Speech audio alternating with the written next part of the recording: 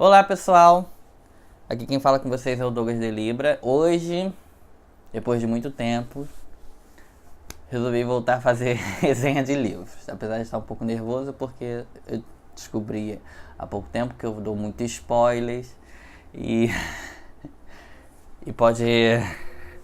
E que eu não sou tão bom assim, tô tentando ainda chegar lá numa boa resenha. Mas o livro de hoje vai ser Fahrenheit 451, de Ray Bradbury. Esse livro foi escrito no período da Guerra Fria, foi publicado em 1953. E ele faz parte de um grupo de livros que foram pioneiros em distopias, apesar de ele ser considerado ficção científica. Mas, para quem estudou distopia, sabe que ele entra no quesito distopia.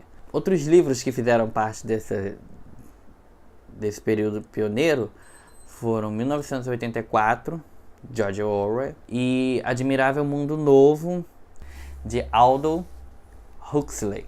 Quase isso aí, gente. Eu não sei o nome do autor não e nem li o livro ainda, mas o primeiro deles que eu tô pegando é o Fahrenheit 451. Vamos falar sobre a história. A história se passa numa cidade nos Estados Unidos. Nesse período se passaram 2 guerras atômicas. Apesar de ser considerado ficção científica ou distopia, ele não é em um futuro tão distante, porque normalmente as distopias são em futuros bem distantes, histórias pirabolantes. Não, ele é o mais próximo da realidade possível, ou seja, não existe nada de extravagante, carros voadores e caralho 4 no livro, não tem nada disso, pelo contrário, são cidades, são prédios, casas comuns, que só com algumas tecnologias a mais.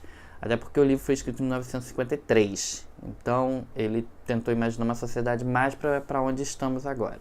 Nessa cidade, nesse país, por assim dizer, são proibidos livros.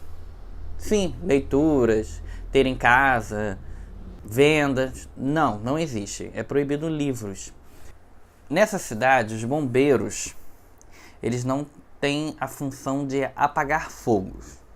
Pelo contrário, a função do bombeiro nessa cidade é de atear fogo em livros. Ou seja, eles recebem um chamado de algum lugar que tenha livros, que tenha alguma...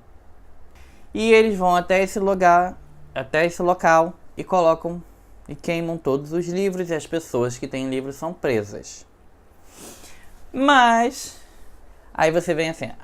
Então a função do bombeiro ali dentro dessa história é manter a cidade sem livros. Aí você pensa, existe um ditador que acabou com os livros, que acharam que os livros tinham que ser proibidos do nada. Mas não, o que aconteceu? A própria sociedade, as próprias pessoas é que começaram a parar de ler. Começaram a botar livros em segundo planos e se acomodarem. Essa sociedade vive totalmente sintonizada em televisão. Existe uma parte do livro em que, por exemplo, todo mundo tem em casa uma TV gigante, participam de programas interativos com essa televisão.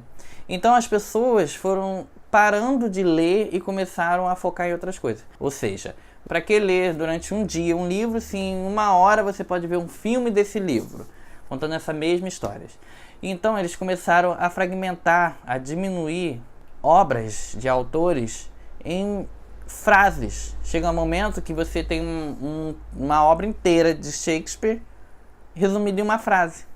Porque era desperdício de tempo parar para ler livros. Mas aí a própria população foi perdendo esse hábito de ler livros e tornando livros coisas banais, uma coisa banal. Outra coisa que entra em questão, os bombeiros, eles acham, por que os bombeiros botam fogo em livros? Lá nessa cidade, os bombeiros, nessa cidade não existe mais incêndios, porque as casas começaram a ser revestidas de um material que prevenia a casa de incêndio, ou seja, não acontecia incêndios e os bombeiros perderam emprego, por assim dizer. Então a única função que os bombeiros tinham era manter a paz na cidade. E o que, de alguma forma, começou a perturbar as pessoas, que causava essas desavenças, era os livros. Existe um momento em que o capitão dos bombeiros, o Beach, ele conversa com Montague. Montague é o personagem principal e o Beach é o chefe dele.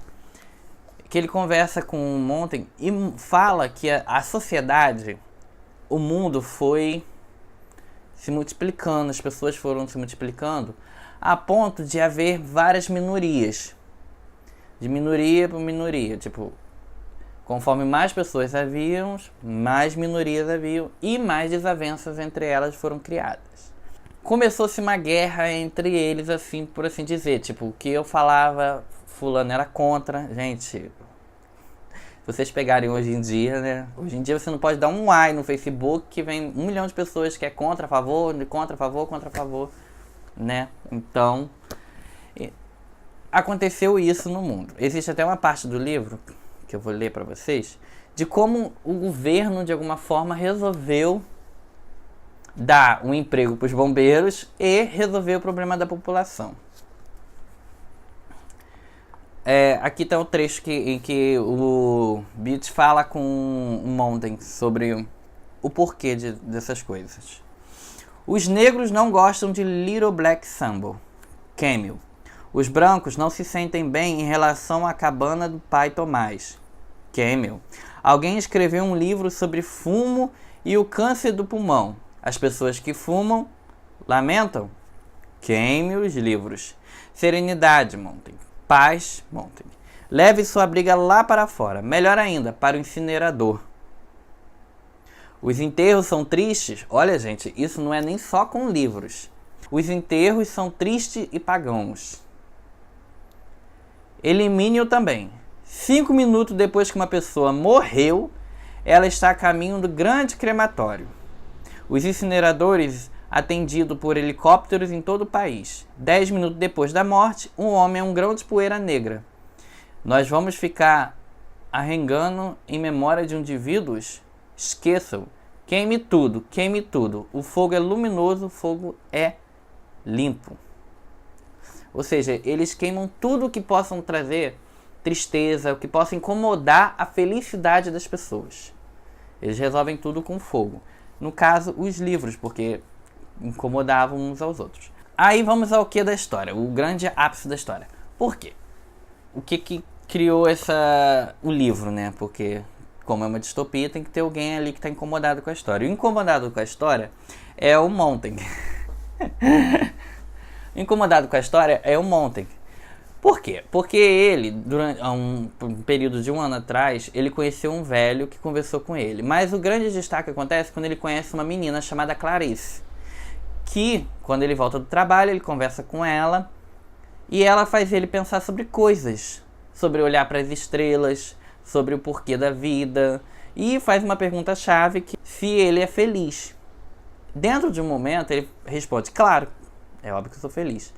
Mas ele começa a se questionar de fato se ele é feliz. Ele é casado com Mildred. A esposa dele, como todas as pessoas dessa sociedade, é uma pessoa que fica o dia todo sintonizada com televisões, participando da família, que é como eles chamam os programas com quem eles se interagem. Com uma concha, que é como se fosse um fone de ouvido no ouvido, onde elas escutam escutam pessoas falando, escutam qualquer coisa, menos sintonizada no presente ali. E ele não conversa com essa mulher. E quando ele conhece a Clarice, ele começa a ter esse desejo por conversar.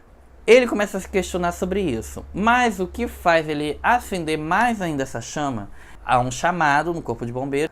E ele tem que ir responder esse chamado junto com os colegas de trabalho. E quando chega lá, descobre uma biblioteca imensa. Botam fogo, colocam os livros para queimar, botam querosene. A senhora vai e se mata junto com os livros, colocando fogo nela e nos livros. Então ele começou a questionar o que há de tão perigoso nos livros que faz uma pessoa se matar por eles. E o que há de errado na sociedade deles em relação a tudo. Quanto ela está desligada, porque ele começa a perceber como as pessoas de fato são, que elas não são felizes, que elas não são... Então ele começa a se questionar nisso. Sendo que acontece o quê? Nessa biblioteca onde a mulher tacou fogo nela mesma, ele rouba um livro, esconde e leva para casa. Sendo que aí ele começa a ler. Mas como? Gente, outra observação. Nessa cidade ninguém é analfabeto. Mesmo que eles não possam ler livro, eles aprendem a ler. Para poderem ler os guias dos programas e os manuais da TV. Então eles sabem ler. Só que só sabem ler... É tipo assim, é uma sociedade sem humanas. Tanto que não existe em toda a cidade nenhum curso de filosofia, qualquer coisa que faça pensar. Entendeu? É uma cidade totalmente montada pra fazer a pessoa seguir pra hipnotizar a pessoa. Não, nada que faça a pessoa pensar. Tudo que faça a pessoa pensar é proibido nessa cidade. Porque de alguma forma incomoda e o objetivo do governo é deixar as pessoas felizes. Aí ele começa a ler o livro que roubou. Ele lê, mas não entende o que lê. Ele não entende o que as palavras querem dizer. Ele não entende o que o texto quer dizer. Aí ele acaba arranjando um amigo, que no caso é o velho que ele conheceu um ano atrás. Ele arranja um contato com esse velho. E esse velho ensina ele a entender o texto, a entender o que está por trás de simplesmente a palavra. Porque, para quem nunca leu um livro, se você pegar um livro a primeira vez para ler, você não vai entender. É uma coisa óbvia. Somente quem... Por exemplo, eu sou acostumado com livros de praticamente da historinha. Você vê filmezinho na cabeça. Eu peguei para ler a primeira vez um livro de Clarice Lispector, quase morri.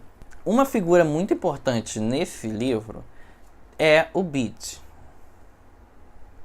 Por quê? Porque o Beat é capitão lá dos bombeiros, é o chefe maior ali, mas ele tem uma coisa que é, como eu vou dizer, ele conhece os autores, conhece os livros, conhece tudo. Existe um momento no livro que é uma discussão, onde uma discussão que ele cria entre ele e o Montaigne, em que ele fica os dois discutindo citações de livros. Montaigne, claro, viajando, porque não conhece um terço daquelas citações, mas os dois ficam dentro da conversa do que ele está falando, os dois discutindo citações. Entendeu? Que é uma teoria muito interessante, porque dentro dessa discussão ele faz a seguinte prova de que no mesmo livro, olha só, gente, que foda, no mesmo livro existem dois pontos que podem discordar. É um período assim que eles acreditam tanto que é um período que ele conhece um grupo, tem até a ideia também de memorizar os livros para quando esse período, porque também durante esse período porque está sendo anunciada uma guerra ali na cidade. A cidade está em guerra com o outro, mas a população não sabe. Gente, bem Guerra Fria mesmo, para quem não sabe. A população não está lá alienada, não está nem aí para guerra. Não vê jornal, não está cagando e andando para guerra. Mas tem uma guerra acontecendo ali em volta. Esse grupo tem a ideia de memorizar esses livros para quando esse período acabar, esse período que eles acreditam que vai passar um dia, como todos os períodos passam na história, quando acabar, eles reescreverem os livros, passarem de novo para o papel para poderem publicá-los novamente. Então, gente, eu vou parar por aqui porque existe várias partes interessantes. Eu não contei nenhum texto da história, para quem quiser pegar para ler, é muito foda. E se você pegar, é um livro bem atemporal, porque por mais que ele tenha sido escrito em 1953, ele é um livro que é muito ligado ao hoje em dia. A questão das minorias lutando pelos individuais, a chegar a um ponto de lutar por si mesmo, de o que o outro falar ser criticado, não se saber ouvir. Essa é uma questão também que é abordada no livro. É uma questão que está muito atual hoje em dia. Aborda sobre a alienação das pessoas em relação a livros. As pessoas não estão... Se você pegar pesquisas que falam sobre livros, principalmente aqui no Brasil, as pessoas não leem, não perdem tempo, ainda mais com cinema, tudo que é livro. Hoje em dia as editoras estão lançando os livros depois dos filmes, né? Então fica até difícil. E a questão de...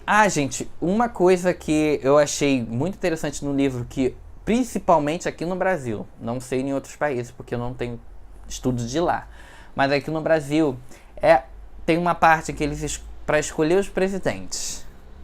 Sabe como é que a civilização escolheu os presidentes? De acordo, são dois presidentes. Um era gordinho e baixinho, o outro era magro e alto. Falava bem. O outro era meio fonho. Adivinha como eles escolheram o presidente? Ah, claro que o cara que era alto, magro e que falava bem, era bonito. Há uma discussão de ela falar, gente, como alguém botou... Alguém tinha dúvida que esse cara ia ganhar contra um gordinho, baixinho?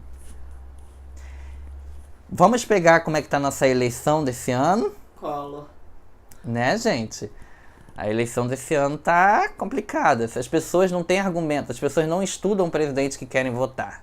Ah, vou votar no Bolsonaro porque ele é modinha do Facebook. Ah, vou votar no Lula porque ele fez alguma coisa. Ninguém estuda mais o que os presidentes estão fazendo. E diga-se passagem, no Brasil, num país onde tem 13 presidentes eleitos, as pessoas só estão focadas em Lula e Bolsonaro. Ainda assim, pelo que as mídias sociais postam. Ninguém vai pesquisar se é verdade ou não. Se a mídia falar que Bolsonaro é um anjo que desceu do céu, todo mundo acredita que ele é um anjo que desceu do céu, mas ninguém vai lá pesquisar sobre o que ele fez, por que ele desceu do céu, se ele foi expulso ou não. Simplesmente acredito que ele desceu do céu.